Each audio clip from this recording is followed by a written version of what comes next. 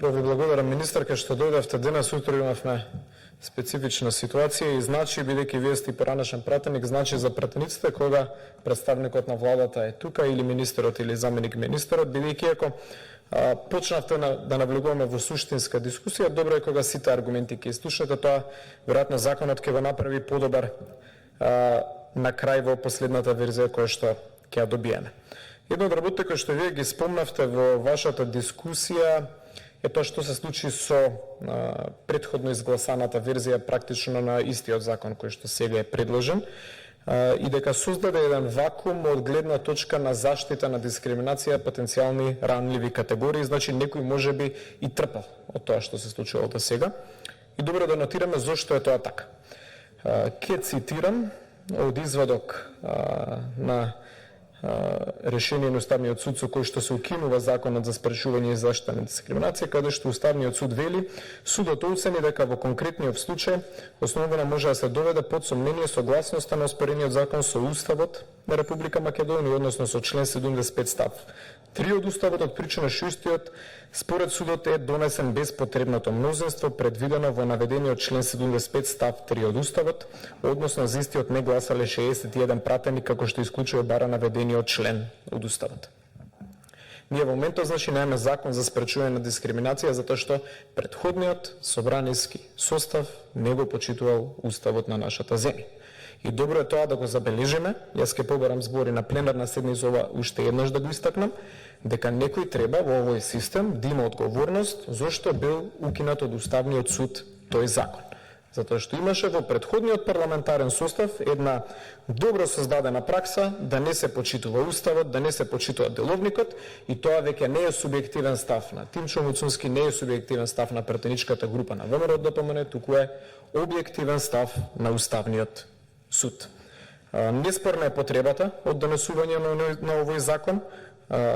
Генерално мислам дека сите се согласуваме дека концептуално законот е добар, но се потребни одредени содржински промени потенцијални кои што би биле во форма на амандмани. Еве нашата пратеничка група најава, колегите од Алијанса на албанци и алтернативи исто така најавуваат што мислиме дека веројатно ќе го направи овој закон подобар.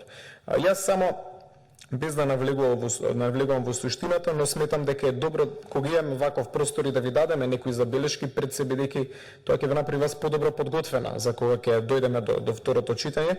Би ви кажал дека навистина имам сериозна забелешка потенцијална за работата на комисијата која што треба да направи селекцијата.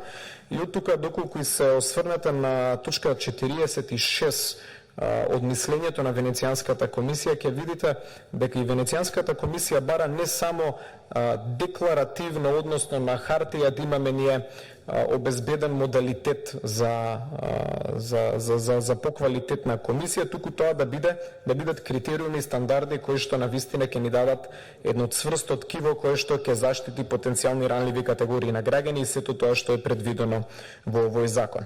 Јас стравувам дека ќе се соочиме со слична пракса во работата на таа комисија за селекција како што имавме во минатото, каде што одлични кандидати, поединци со двојни дипломи, со докторати од топ 100 универзитети на светот, свесно ќе бидат бодувани со ниски оценки, затоа што субјективно не се допаѓаат на одредени чинители.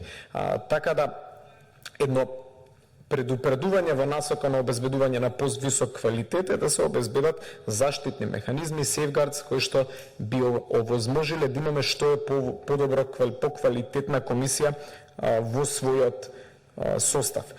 Добро е што отворено дискутираме за многу теми како што се правичната и етничката застапеност. Ја следев со внимание таа дебата и мислам дека никој не спори самата по себе, како што можеби погрешно сватила колешката Билјали Зендели, туку мислам дека погрешно работиме ако врз основа единствено на статистика одиме на заштита на права.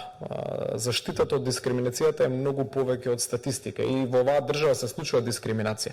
Се случува дискриминација по многу различни форми. Се случува дискриминација веројатно на малцински заедници, ќе се согласам со вас. Се случува дискриминација веројатно и на тие што статистички се сметаат за припадници на мнозинската етничка заедница на македонци, но на крајот на денот по мене тоа не е толку релевантно. Се случува дискриминација на луѓе. на граѓани. И така мислам дека со животот, концептот на борба против дискриминација треба да го гледаме во Македонија. Дека во Македонија се уште не сме успеале да сузбиеме дискриминацијата. Таа постои во многу различни форми, се случува на многу луѓе, затоа е добро што пред нас имаме еден ваков закон кој што ќе ни овозможи се надеваме на крајот квалитетни механизми со кои што ќе се бориме против дискриминацијата.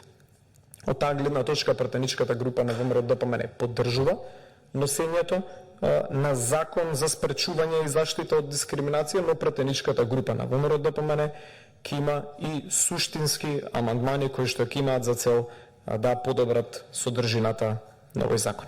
Ви благодарам. Фалим